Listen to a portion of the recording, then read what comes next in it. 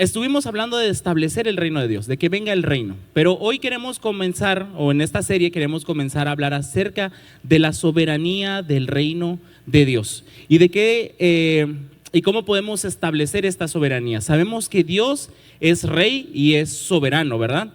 Dios tiene el control de todo, su voluntad es absolutamente sobre todo lo que hay. Él ejerce su autoridad con control eficaz, universal, pero también amoroso. Y cuando hablamos de esa soberanía, tenemos que hablar también de lo que nosotros tenemos, el libre albedrío, la libertad, ¿verdad? Porque si hablamos de la soberanía, también hay algo en nuestra vida en lo cual Dios nos permitió poder decidir y tener el libre albedrío. Muchas veces pensamos, si Dios lo sabe todo, entonces que Él lo haga todo, ¿sí o no? O pensamos, Dios va a saber si voy a levantar esta mano o la otra. Pero la soberanía del reino de Dios y la soberanía de Dios no tiene que ver con eso, tiene que ver con justamente la palabra de la pastora Yorli que dijo, Dios es dueño de todo lo que hay y lo que existe, Dios es dueño de todo, pero Él nos da cierta libertad porque ya hay una naturaleza que opera en la tierra y hay una naturaleza divina que opera en el reino. Hay una soberanía en el reino, hay una soberanía en la tierra. El que venga el reino de Dios a nosotros es que nosotros lo traigamos por medio de Cristo, ¿verdad? Pero hay algo que fluye de manera natural en la tierra y algo que fluye de manera sobrenatural en el cielo. La ley ya está dada.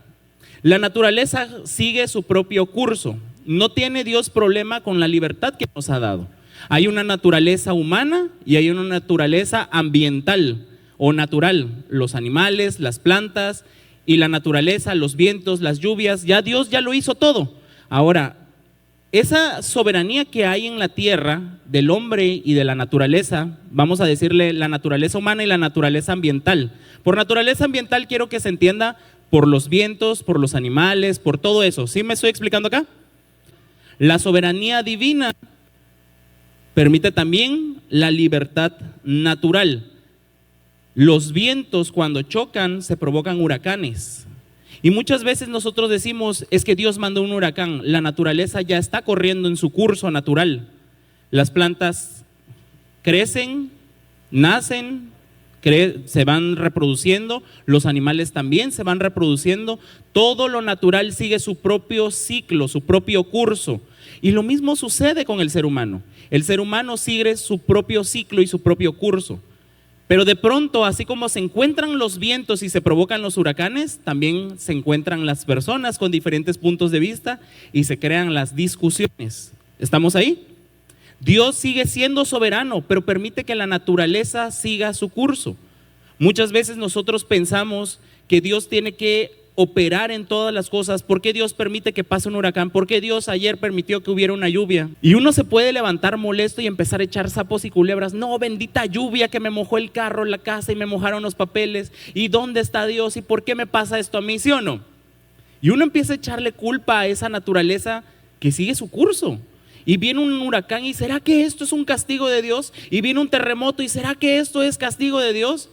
Pero la ley natural está siguiendo su curso. Ahora, estamos todos ahí entendidos, ¿verdad? Lo mismo pasa con el ser humano está viviendo su día a día y de pronto hoy escuchamos esa lamentable noticia, ¿verdad? De un accidente que hubo ahí por Soriana, un lamentable suceso, ¿verdad? Un lamentable deceso. Y en medio de esas circunstancias uno dice, ¿y dónde está Dios? Pero la naturaleza sigue su curso. Hay una libertad que tiene el hombre, hay una libertad natural que está sucediendo constantemente. Todo está siguiendo su propio curso. Sin embargo, Dios es soberano de todo lo que hay y de todo lo que existe. Cuando Dios comienza a operar sobre esa naturaleza, porque Él es soberano, Él puede detener los vientos, como en el tiempo de Jesús cuando estaba en la barca, ¿verdad? Él puede reprender los vientos. La naturaleza sigue su curso, pero Él es soberano. Entonces puede detener los vientos. Dios puede provocar que los leones no se coman al hombre de Dios que se llamaba Daniel. Aunque la naturaleza quiere comer, Dios es soberano de la naturaleza y cerró la boca de los leones.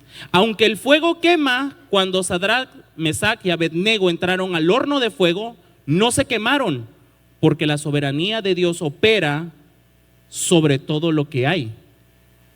Dios opera sobre los cuerpos humanos y pudo endurecer el corazón de Faraón para probar su poder. Dios opera cuando Él permite que las cosas se vayan dando entre unos y otros, como cuando le dijo a los discípulos: vayan a buscar a la burra, porque vayan a buscar un asno que van a encontrar en tal lugar, y vamos a ir a tomar la Santa Cena, y un hombre se los va a encontrar y les van a decir dónde va a tomar la Santa Cena el Señor, y les va a llevar. Dios dispone en el hombre también los corazones. Hay cierta libertad humana, hay cierta libertad natural, pero Dios es soberano de todo lo que está ocurriendo. No sé si me estoy explicando acá. Entonces, la soberanía del reino fluye en el cielo y también fluye en la tierra. Y por medio de la oración y la comunión con Dios podemos pedirle que haga las cosas y que sucedan también en la tierra. Incluso en la historia, en las escrituras, podemos encontrar un tiempo en el que en el libro de Josué, donde Dios detuvo el tiempo literalmente. Detuvo el tiempo literalmente. Se detuvo el movimiento del sol y se paró. Porque el kairos de Dios, el tiempo de Dios, no es el mismo tiempo que tiene el hombre, el cronos del hombre. Una cosa es el cronos, que es nuestro tiempo natural, y otra cosa es el kairos, que es el tiempo sobrenatural de Dios. Dios es atemporal. No sé si me estoy dando a entender aquí. Entonces, cuando hablamos de la soberanía del reino de Dios en la tierra, es que Él tiene poder sobre lo natural que ya va fluyendo. De manera natural puede fluir. Pero por medio de la oración, Elías pudo orar para que dejara de llover durante 3 años y volver a orar para que volviera a caer lluvia en un día. Hasta ahí sucede la naturaleza. En ambas naturalezas, se me pone la segunda imagen, en ambas naturalezas Dios es soberano. ¿Estamos ahí? Entonces di conmigo amén. Vamos a ir al Salmo capítulo 115, verso 3. Mira que dice, vamos a leer rápido estos versículos. Salmo capítulo 115, versículo 3 dice: nuestro Dios está en los cielos, todo lo que quiso ha hecho.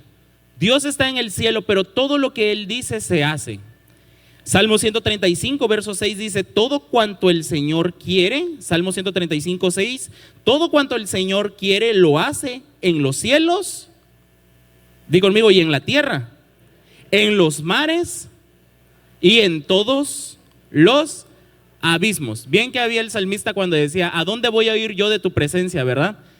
Todo lo llena el Señor. La tierra, dice la Escritura, es el estrado de sus pies. Hay una soberanía en su reino, pero no está limitada al cielo, sino que también se establece aquí en la tierra. Lamentaciones capítulo 3, verso 37 al 39, y ahí vamos a ir ya entrando un poco más al tema. Lo que te estaba diciendo anteriormente solo era un preámbulo. Lamentaciones 3, verso 37. ¿Quién será aquel que diga que sucedió algo que el Señor no mandó? ¿Quién será aquel que diga que sucedió algo que el Señor no mandó? Todo es obra de Dios. Yo te decía al principio que está la soberanía natural y la ley natural, lo humano, la libertad humana y la naturaleza ambiental. Todo sigue su curso, porque Dios ya lo estableció. Y todo cuanto está sucediendo, aunque haya una libertad, no significa que Dios no está operando. No sé si estoy siendo claro ahí. El que haya la naturaleza, vientos, va a provocar en algún momento un huracán. Que se dé en un momento determinado, no es porque Dios en ese momento dijo: se me antoja hacer un huracán. Es que la libertad del poder ya se dio, ya está fluyendo. Y en algún momento se va a dar un huracán. Pero aunque Dios no diga en este momento quiero un huracán, no significa que Dios no lo mandó, es que Dios sigue operando. No sé si me estoy explicando acá. Dios nos mandó a nosotros a tener libertad y naturaleza humana, tenemos libre albedrío. Dios ya nos dio la oportunidad de decidir, pero dentro de esa oportunidad de decidir también nos encontramos que estamos bajo la voluntad de Dios. Aunque no estemos pensando, ¿será que si levanto esta mano Dios ya sabe que yo la iba a levantar? Dios te ha dado la libertad de levantar la que Él quiera, pero hasta que tú levantes la mano es la voluntad de Dios. No sé si me estoy explicando ya ahí. Si me estoy explicando, díganme amén, porque siento que es un poquito complicado. Hablar de esa parte sobrenatural de Dios es un poco confuso porque nosotros pensamos que todo está cuadrado y planeado, pero todo va fluyendo, y para los hijos de Dios todas las cosas obran para bien, y Dios todas las cosas las ocupa, y en todas ellas se hace su perfecta voluntad, que es buena, agradable y perfecta. Entonces nosotros no podemos decir: ¿quién será aquel que diga que sucedió algo que el Señor no mandó? Todo lo que sucede Dios lo mandó. No lo mandó con un propósito en el cual nosotros tenemos que sentar. ¿Por qué mandó un huracán? ¿Por qué me peleé con este? ¿Por qué me casé con esta persona? Todo lo que está sucediendo es algo que ya Dios mandó y nos ordenó y estamos viviendo de ese momento. Muchas veces los que acaban de conocer a Jesús o tienen poco tiempo de conocer a Cristo dicen: me hubiera gustado conocer a Jesús antes, pero este es el momento para el cual Él te llamó. No sé si me explico. Muchas veces decimos: yo quisiera poder haber hecho tal cosa, ya se me pasó el tiempo. No, estás en tu mejor momento, porque para esto Dios te llamó. Todo está bajo el control de Dios. Verso 38, de la boca del Altísimo no sale lo malo y lo bueno. Verso 39, ¿por qué se lamenta el hombre viviente? Laméntese el hombre de su pecado. Laméntese el hombre en su pecado. ¿Por qué se lamenta el hombre por lo bueno y lo malo? Porque nosotros queremos pensar que Dios lo tiene que controlar todo. Él está en el control, pero no porque está en el control significa que cada paso, cada proceso, cada movimiento, cada palabra está sobrecontrolada. El hombre se preocupa por todo lo que está pasando. Si llueve, porque llueve. Si sale el sol, porque sale el sol. Si hay calor, ¡ay, cómo hay calor! De hecho, yo me estaba quejando porque ayer que llovió dije: yo prefiero el calor que la lluvia. Pero a Dios no le importa lo que yo quiera, ¿verdad? Él va a hacer lo que Él quiere y la naturaleza sigue su curso. Pero nosotros nos lamentamos por aquello que no podemos controlar, cuando deberíamos de lamentarnos por el pecado en el que estamos. Porque hay muchas cosas que no están en nuestras manos, que están en las manos de Dios, pero hay otras que están en las nuestras. Y en lugar de estar buscando culpables, deberíamos de ser responsables de lo que nos corresponde. Desde lo primero que hizo Jesús fue predicar esto: el reino de los cielos se ha acercado. De hecho, tú abres el Nuevo Testamento y Juan, que era el predecesor de Cristo, el que estaba abriendo el camino, Juan dijo, y dice en Mateo capítulo 3, verso del 1 al 2, Mateo capítulo 3, verso del 1 al 2, en aquellos días se presentó Juan el Bautista predicando en el desierto de Judea. Y verso 2 decía: arrepiéntanse, porque el reino de los cielos se ha acercado. Y luego eso predicó Juan y con eso comenzó a bautizar: arrepiéntanse porque el reino de los cielos se ha acercado. Luego viene Jesús, Mateo capítulo 4, verso 17. Mateo 4, 17 dice: desde entonces comenzó Jesús a predicar y a decir: arrepentíos, porque el reino de los cielos se ha acercado. Entonces lo que Jesús predica, lo primero que predica es: el reino de los cielos se ha acercado. ¿Y qué significa eso? Jesús vino a la tierra, Jesús vino a acercarnos al reino, Jesús vino a devolver la soberanía del reino a la tierra. Mateo capítulo 28, verso 18, nosotros tenemos la visión, ¿verdad?, de manantial de vida, pero siempre comenzamos a leer desde el 19. Pero mira desde el verso 18 cuando Jesús hace esta declaración después de haber resucitado. Y dice Jesús: y se acercó y les habló diciendo: toda potestad me es dada en el cielo y en la tierra. Porque el reino de los cielos se había acercado, se ha acercado. Jesús estaba anunciando y Juan el Bautista estaban anunciando: arrepiéntanse, prepárense, porque el reino de los cielos está llegando a la tierra. Pero ¿qué significa el reino de los cielos? Sabemos que Jesús murió por nuestra salvación para llevarnos a su reino. Pero mientras vivamos en la tierra, la ley natural, ambiental y humana tiene que alinearse a la soberanía del reino. ¿Me estoy dando a entender acá? Entonces Jesús dijo: el reino de los cielos se ha acercado. Pero una vez que Él muere en la cruz y resucita, entonces ya puede traer el reino a la tierra. Porque como humano, como hombre, estaba predicando y preparando. Pero cuando Él resucita y asciende al cielo, entonces puede enviar el reino a la tierra. Y dice Jesús aquí: toda potestad me es dada en el cielo y en la tierra. Por tanto, id y hacer discípulos a todas las naciones, bautizándolos en el nombre del Padre, del Hijo y del Espíritu Santo, enseñándoles, di conmigo enseñar, di conmigo aprender, a que guarden todas las cosas que os he mandado, y he aquí yo estoy con vosotros todos los días hasta el fin del mundo. Juan capítulo 14, verso 3 al 16. Vamos al siguiente punto, número 3, la potestad de Cristo. Ya establecimos que está la naturaleza humana, la naturaleza ambiental, la soberanía de Dios. Ya establecimos acá que lo que predicó Jesús, lo primero es: el reino se ha acercado. Ya murió y resucitó, ahora el poder de Cristo es: el reino se establece en la tierra, porque ya me dio toda la potestad. Juan capítulo 14, verso 13 al 16 dice Jesús: y todo lo que pidierais al Padre en mi nombre, lo haré para que el Padre sea glorificado en el Hijo. Verso 14: si algo pidiereis en mi nombre, ¿qué dice? Yo lo haré. Establecer el reino y conocer que el dominio de Dios en el cielo es en la tierra, es saber que la naturaleza puede seguir su curso, pero que Dios puede mover a voluntad lo que hay en la tierra. En el nombre de Jesús, que ya acercó el reino y toda la potestad le ha sido dada. Entonces, por medio de nuestra oración, lo que le pidiéramos al Padre, en el nombre de Jesús, se puede cumplir. ¿Estamos ahí? Se cumple en el nombre de Jesús. Di conmigo: puedo pedir en el nombre de Jesús. Mira qué dice el verso 15, ese es el verso 14. Ahora el verso 15 dice: si me amáis, guardad mis mandamientos. 16: y yo rogaré al Padre y os dará otro consolador para que esté con vosotros para siempre. Bien dijo la pastora Yorli, nosotros fuimos a recibir, siempre uno necesita recibir. Y yo escuchaba una prédica de un pastor que se llama Juan Cano y me gustó mucho la enseñanza que él decía.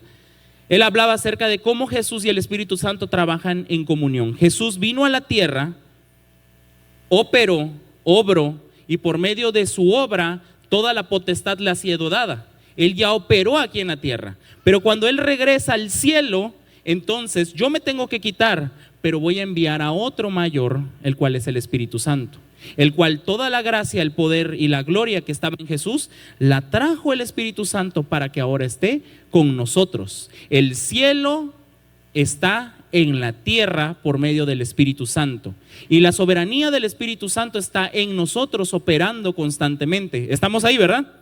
Ahora, la clave está en mantener comunión con el Espíritu Santo.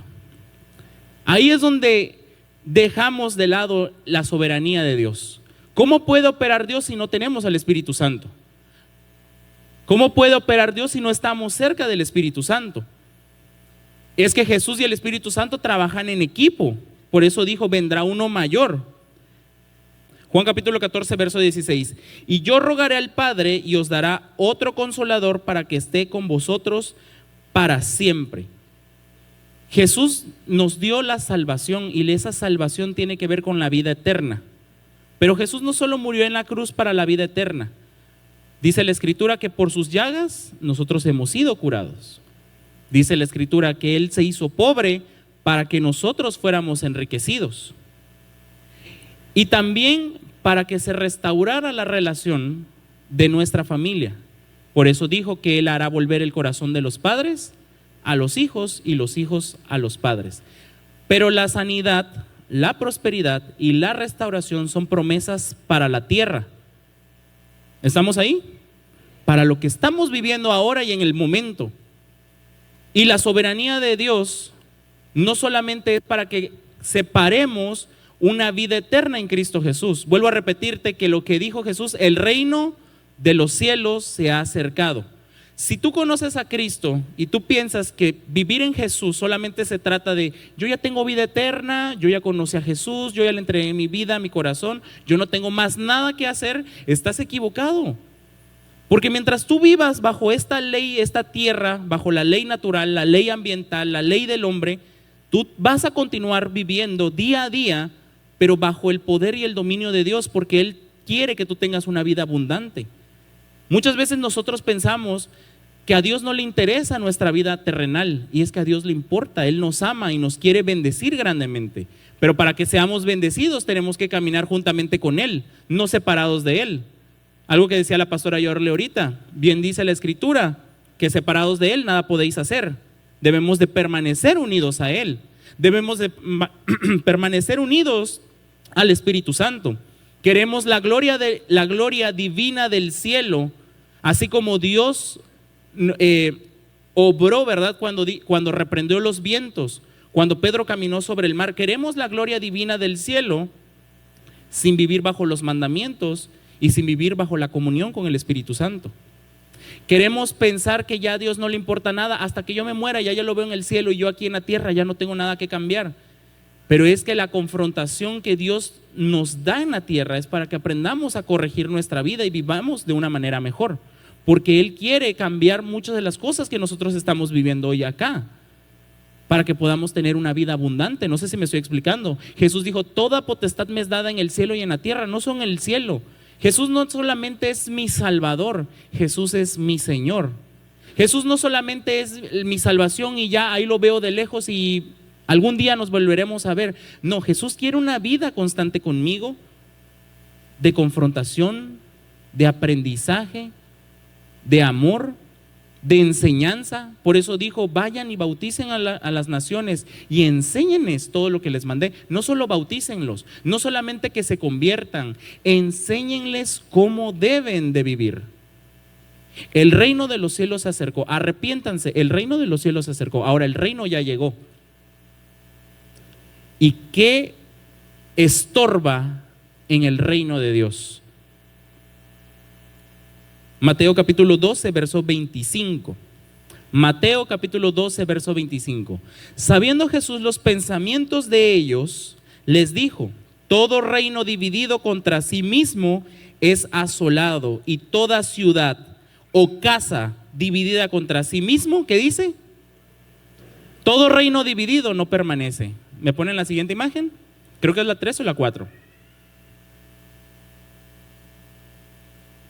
La división es enemigo del poder. La división es enemigo del poder.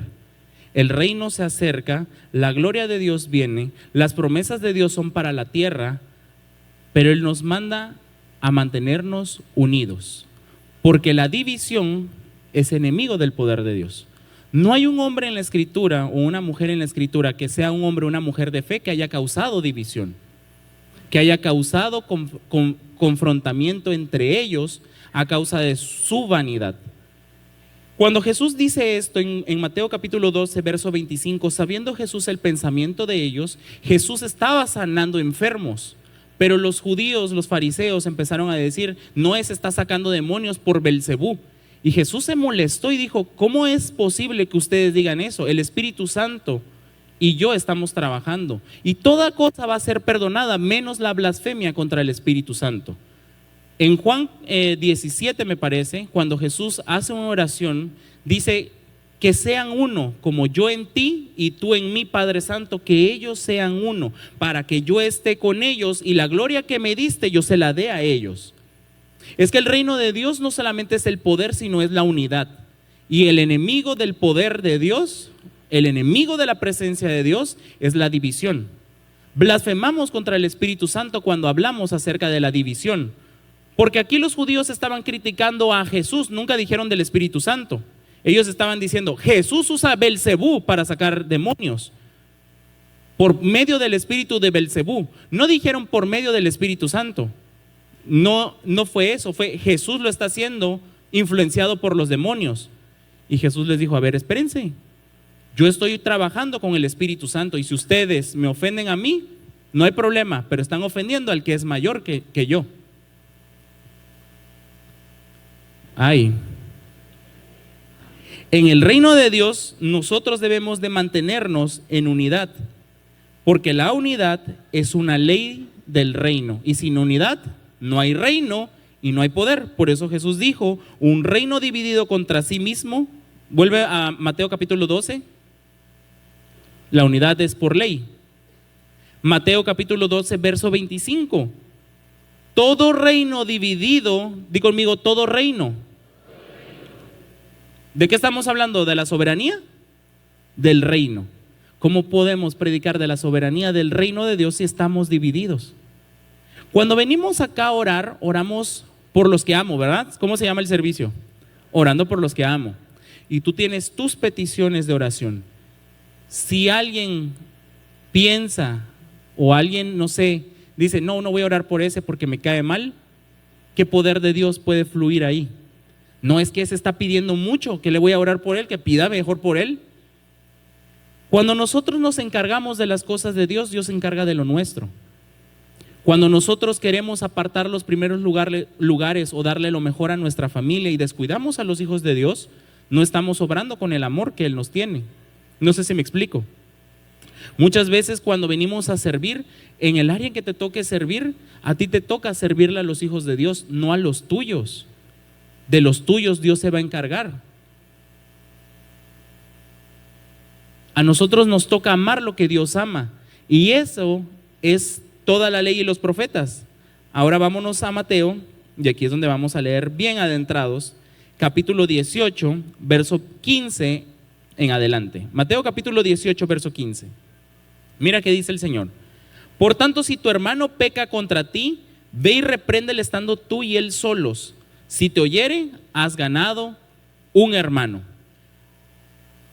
El sermón en el monte, en Mateo capítulo 5 al verso 8, Jesús comienza hablando de las bienaventuranzas y habla acerca del amor a los enemigos. Y dice, cualquiera que te quite, dáselo, y el que te quiera dar una cachetada, ponle también la otra mejilla.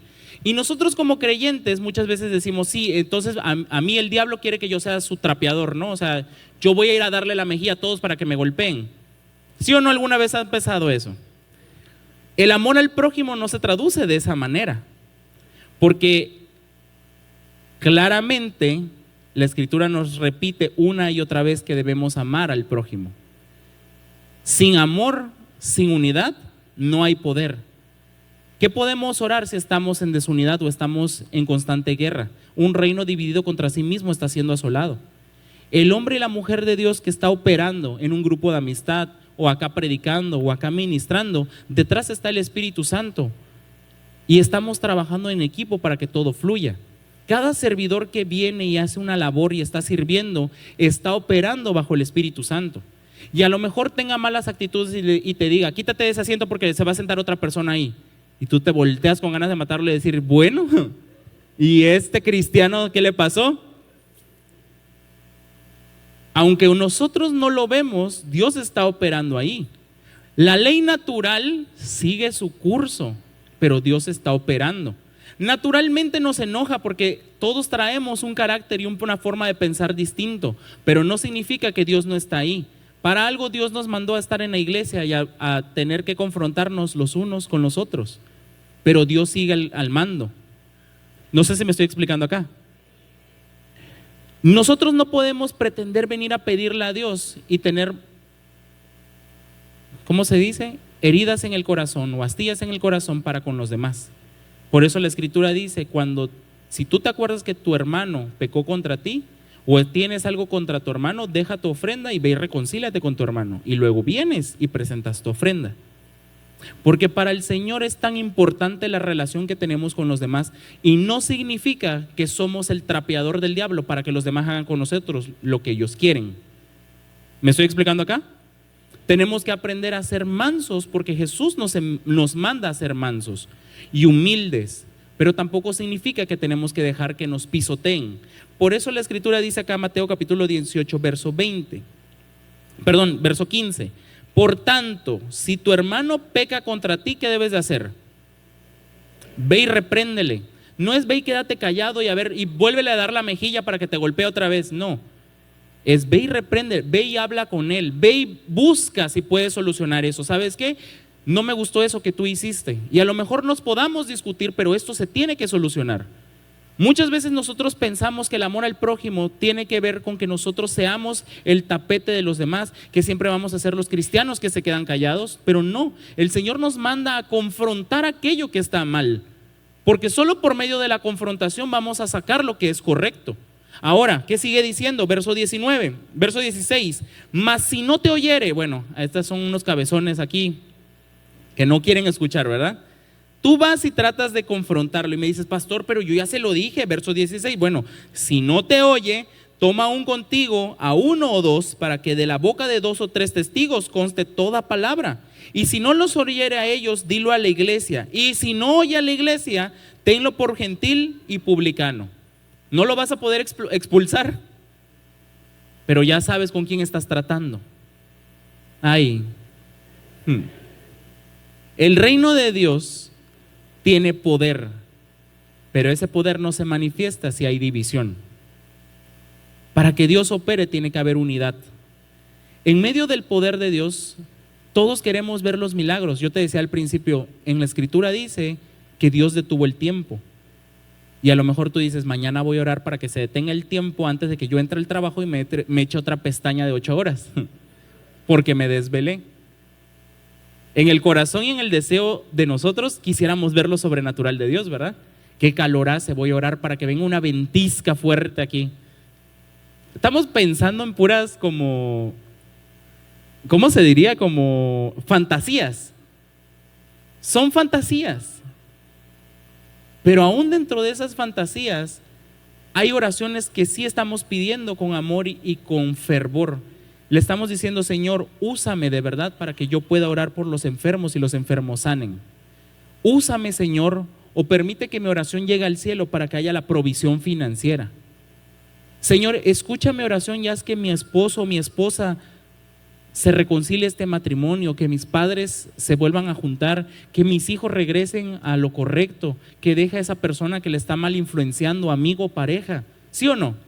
Hay oraciones que nos pegan, oraciones que decimos, Señor, quiero arrancarte el manto y bajarte a la tierra, y Dios está acá, pero no opera por causa de la división, por causa de la crítica, por causa del desenfoque. Pero dice, donde 2 o más estén reunidos en mi nombre, ahí estoy yo. Si 1 o 2 se pusieran de acuerdo sobre cualquier cosa en la tierra, que pidieran al Padre en mi nombre, Él lo hará. Pero la clave en la oración está en la unidad. La clave de la oración para que Dios haga, Jesús dijo, toda potestad me es dada, todo lo que tú pidas al Padre en mi nombre, yo lo haré, porque donde 2 o más están reunidos, ahí estoy yo. Porque si 2 se pusieran de acuerdo sobre cualquier cosa en la tierra, yo lo haré. La clave en la oración tiene que ver con la unidad.